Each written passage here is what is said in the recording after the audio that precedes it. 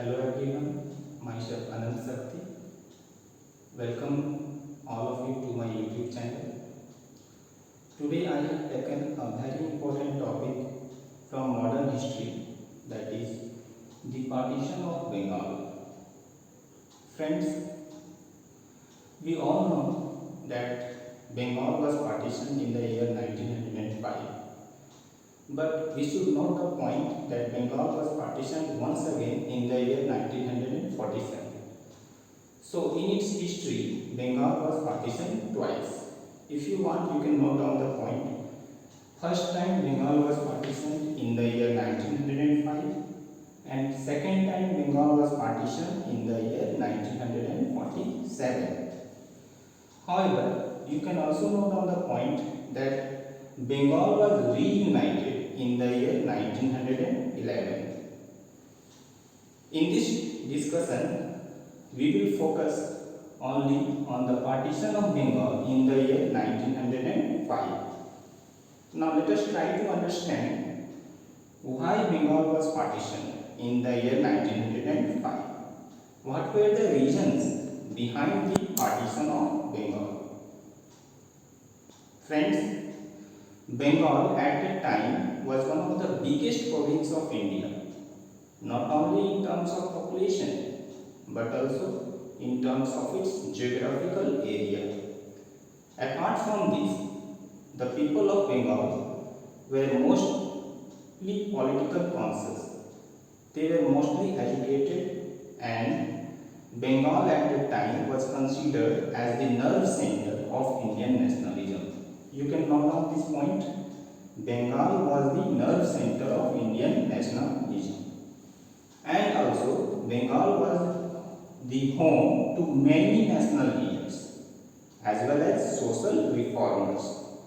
So these were some unique features which made Bengal very special.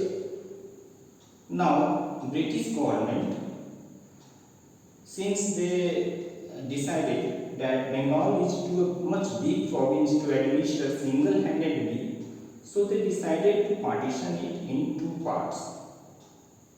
But not only that, for the administrative purpose, their motive was something else. Yes, you can note down the point. The main motive was political. So let us have a quick look on what were the official reasons and the actual reasons behind the partition of Bengal. According to British government, the partition of Bengal will enable them to rule it more efficiently and they will have less administrative burden. British government can deal with famine and also defense related issues. Also, after the partition of Bengal, it will be easy for the British administration to attend to the remotest areas of Bengal. However, we should try to understand that there was something else. The actual reason was somehow different.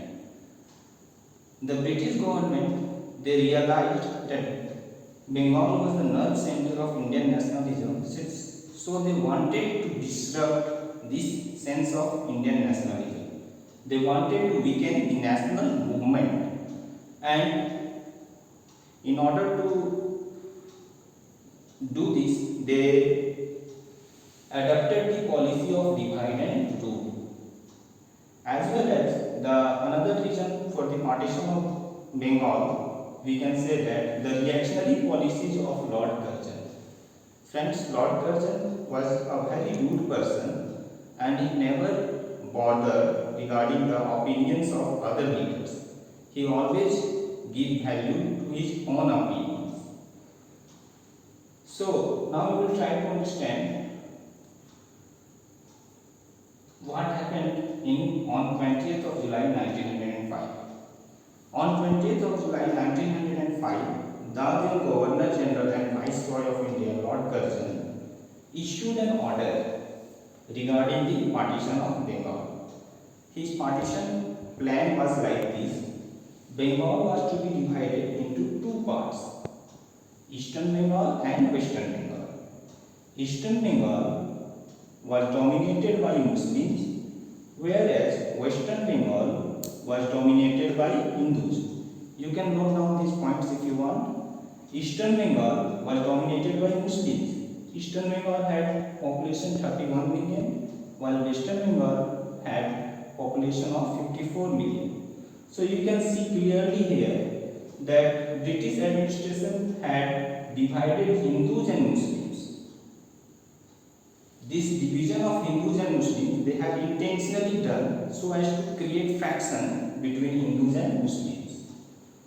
Now we will try to understand what was the impact of this decision on the people of Bengal. The people of Bengal were not going to sit silently. They regarded this decision as an insult to their motherland, and they knew very well that this step of British administration was a deliberate attempt to divide them on religious ground.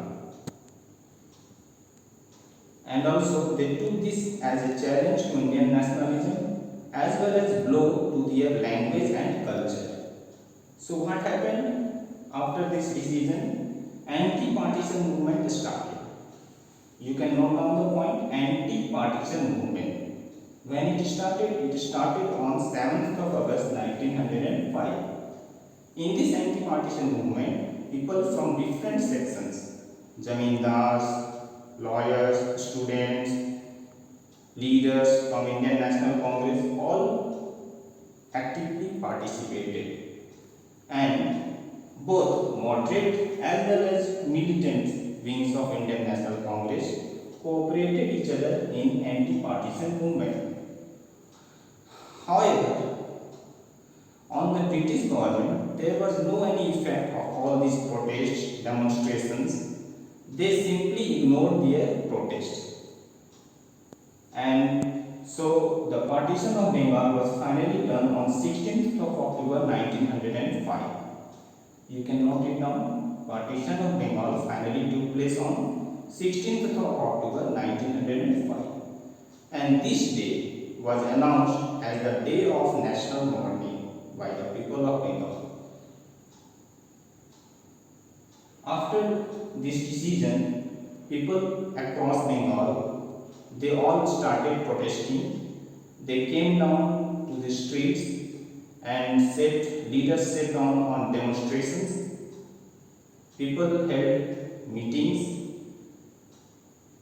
Massive protests were being done. People started singing Vande Mataram, and during this time, one of the great patriots of that time, Rabindranath Tagore, composed the poem Amar Sonar Bangla.